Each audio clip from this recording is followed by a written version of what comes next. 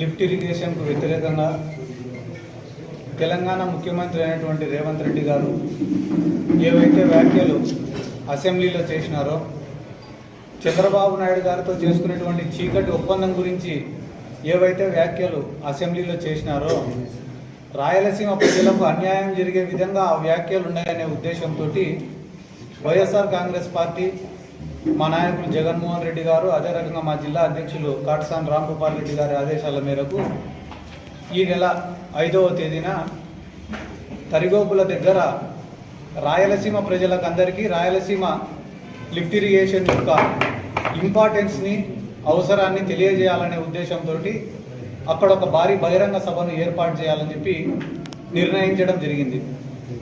ఆ రోజు రాయలసీమలో ఉండే ప్రజాప్రతినిధులు, వైఎస్ఆర్ కాంగ్రెస్ పార్టీకి సంబంధించినటువంటి సీనియర్ నాయకులు అందరూ కూడా దాంట్లో పాల్గొంటున్నారు. కాబట్టి ఆ కార్యక్రమాన్ని విజయవంతం చేయాలని చెప్పి రాయలసీమ ప్రాంత ప్రజలను, అదే రకంగా నెల్లూరు జిల్లా ప్రజలను అందరినీ కూడా కోరుతున్నాం. ఎందుకంటే ఈరోజు రాష్ట్రంలో ఒక డైవర్షన్ పాలిటిక్స్ తప్ప ఏం జరగడం లేదు. చంద్రబాబు నాయుడు గారికి ఏదన్నా ఒక స్కీమ్ గురించి అడిగినామంటే వెంటనే రెండో రోజు వైఎస్ఆర్ కాంగ్రెస్ పార్టీ నాయకులపైన కేసన్నా పెట్టాలా, లేదా వైఎస్ఆర్ కాంగ్రెస్ పార్టీ నాయకులపైన దాడులన్నా జరగాల.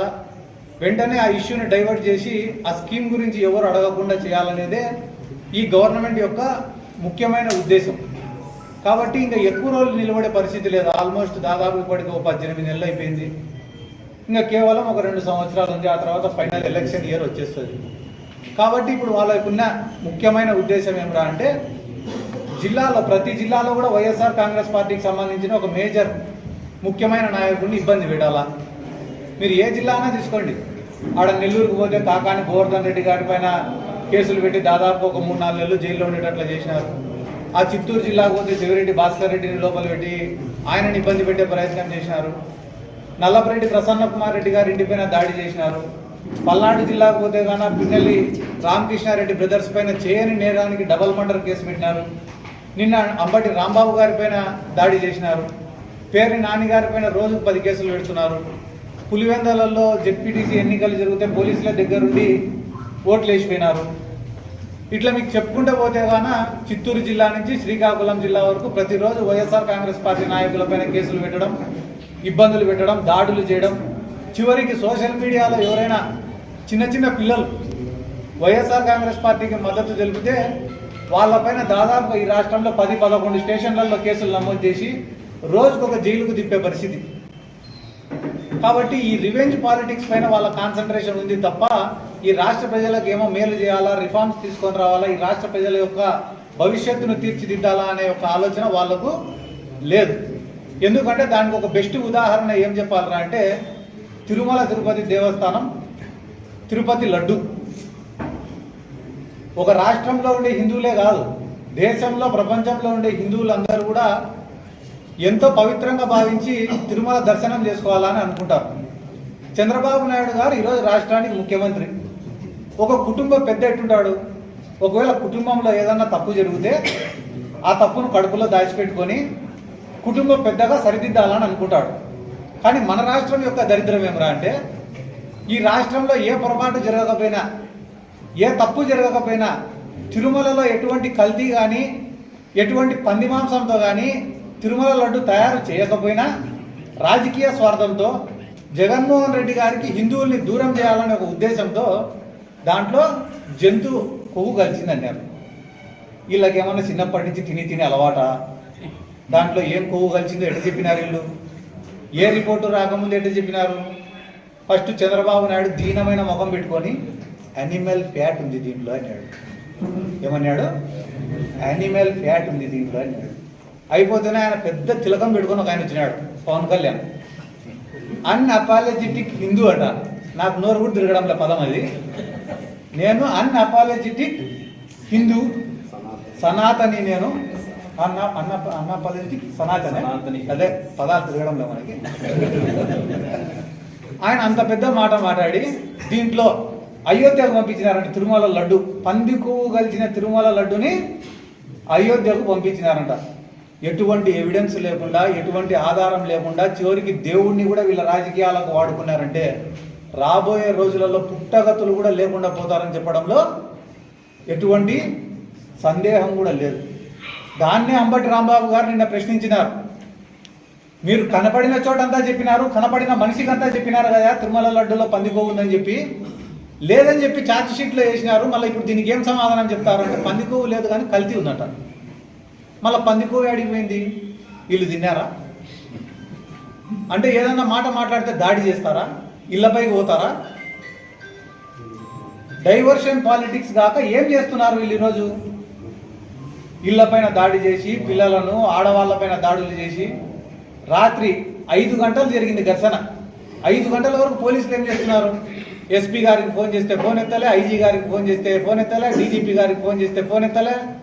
అంటే పూర్తిగా మీరు అందరినీ చంపేయండి, చంపేసిన తర్వాత ఏమైనా చూడడానికి వస్తామని చెప్తున్నారా? ఇదే రేపు వైఎస్ఆర్ కాంగ్రెస్ పార్టీ వచ్చిన తర్వాత రిపీట్ అయితే మీరు తట్టుకోగలుగుతారా? దాడి చేసిన ప్రదేశంలో మేమే ఉంటాం, పరిగెత్తుకుంటే పోలీస్ స్టేషన్ పోతే ఆడ మేమే ఉంటాం, గాయాలతో హాస్పిటల్ పోతే ఆడ మేమే ఉంటాం, చివరికి మీరు నిద్రపోతే కళలో కూడా మేమే ఉంటాం. కాబట్టి చర్యకు ప్రతి చర్య ఖచ్చితంగా ఉంటుంది. ఎక్కడైనా తప్పు చేస్తేనో, క్రిమినల్స్ చేస్తేనో, క్రిమినల్ యాక్టివిటీస్ చేస్తేనో పోలీసులు చర్యలు తీసుకుంటే అదొక అర్థం.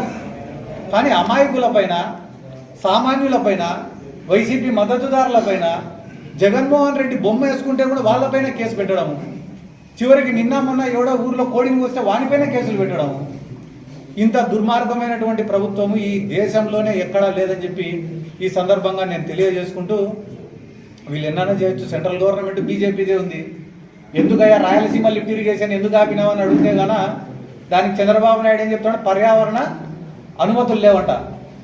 70% ప్రాజెక్టులకు ఏ ప్రాజెక్టుకు కూడా పర్యావరణ అనుమతులు ఉండవు. చేయాలనే సంకల్పం, మంచి చేయాలనే ఆలోచన, 10 మందికి ఉపయోగపడాలనే కోరిక, ఇవన్నీ ఒక మనిషిలో ఉంటే ప్రాజెక్టులు అనేటివి ముందుకు సాగుతాయి.